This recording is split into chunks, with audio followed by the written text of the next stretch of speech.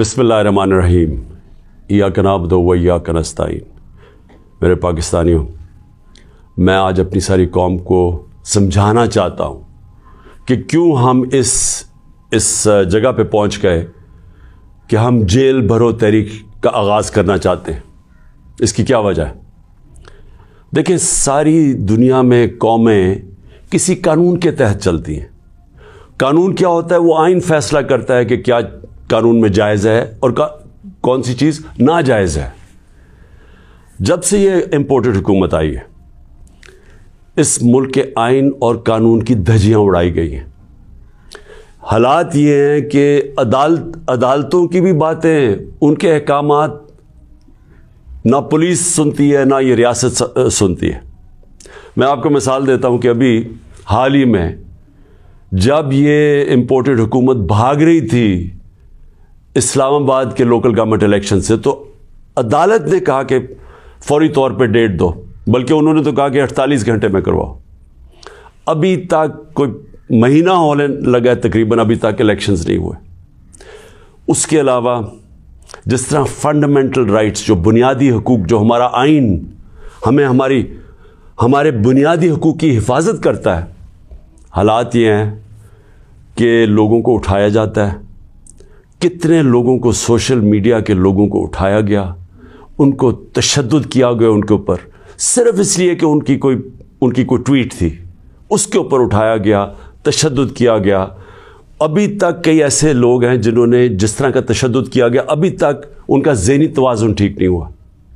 आज़म स्वाति, कौन सा आइन, कौन सा कानून इजाज़त देता है कि एक ट्वीट के ऊपर नंगा करके उसके ऊपर तशद्दुद किया जाए, और फिर जब वो फिर से उसको जेल में डाला जाता है और फिर उसको कोई 30 उसके ऊपर FIR कोई बलूचिस्तान सिंध में की जाती है। शेख रशीद, आइन उसको अदालत उसको ज़मानत देती है, उसके बावजूद उसको उठा के ले जाते हैं और उसके ऊपर केसेस सिंध और बलूचिस्तान में कर देते हैं। फवाद चौधरी, अदालत 4 दफ़ा कहती है IG को कि पेश करो फवाद चौधरी को अदालत में, और वो उसको इस्लामाबाद ले जाते हैं। तो ये तो मैं थोड़ी मिसालें दे रहा हूँ जो शहबाज गिल से हुआ। कस्टोडियल टॉर्चर, तशद्दुद, ये पाकिस्तान के कानून के ख़िलाफ़ है। तशद्दुद भी हुआ और उसको कोई रिलीफ नहीं मिली, और फिर डराया धमकाया गया और केसेस किए गए। पुरअमन एहतजाज हमारा था 25 मई को, उसके ऊपर जो जुल्म किया गया, कौन सा कानून और आइन एक जमहूरियत में इजाज़त देता है कि पुरअमन एहतजाज के ऊपर तशद्दुद करो? इन्होंने 3 धरने हमारे अगेंस्ट दिए और लॉन्ग मार्चेस की, किसके ऊपर हमने कोई सख्ती की? तो मैं तो ये थोड़ी सी मिसालें दे रहा हूँ आपको कि हमारा सारा जो हमारे आइन और कानून के ऊपर जो एतमाद है हम इस कौम का, वो उठता जा रहा है।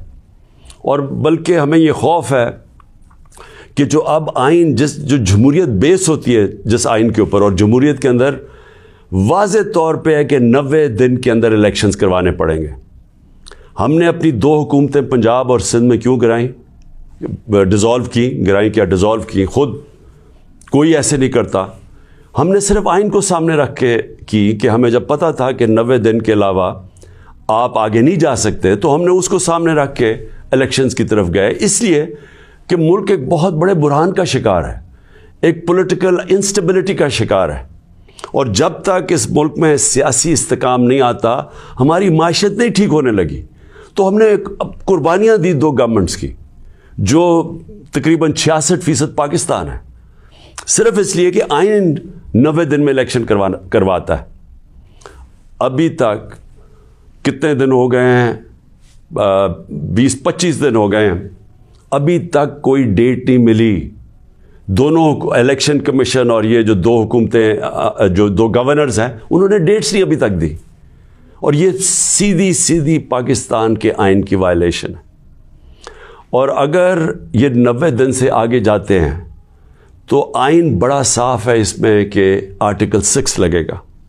ये सारी कौम अब देख रही है पाकिस्तान की अदालतों की तरफ, और मैं ये वाज़ेह करना चाहता हूँ, ये वो पाकिस्तान में वक्त आ गया जो जस्टिस मुनीर मोमेंट हम कहते हैं, कि एक दफ़ा डॉक्ट्रिन ऑफ नेसेसिटी के तहत हमारी जो इस कौम का डाउन स्लाइड शुरू हुआ है, जो निचला सफ़र शुरू हुआ है, वो जो फैसला था کہ ڈاکٹرن آف نیسیسٹی کے تحت آئین کو پیچھے ہٹا کے ہم نے طاقت کے ساتھ ہماری عدالتیں گئی.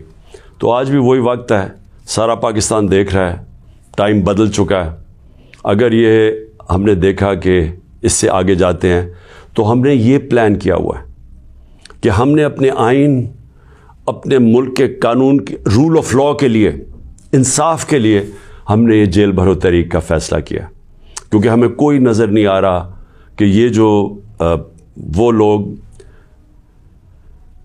جن کی پر کرپشن کے کیسز, انٹرنیشنل انکشاف ہوتا ہے پینما کا, جس میں پتہ چلتا ہے کہ مریم نواز 4 مہنگے ترین لنڈن کی اپارٹمنٹس, جو کہ لنڈن کے سب سے مہنگے علاقے میں, اس پینما کے انکشاف میں پتہ چلتا ہے کہ اصل مالکہ ان کی مریم نواز تھی. اس کے بعد سارا ٹرائل ہوتا ہے, سزا ہوتی ہے. تو ان کے اوپر تو کوئی ایسا تشدد نہیں ہوا, ان کو تو جیل میں رائلٹیز کی طرح رکھا گیا. ان کے ذرا دیکھیں جیل میں کیسے جا رہے تھے. تو یہاں ٹویٹس کے اوپر تشدد کیا گیا. تو اس لیے 2 راستے ہمارے سامنے.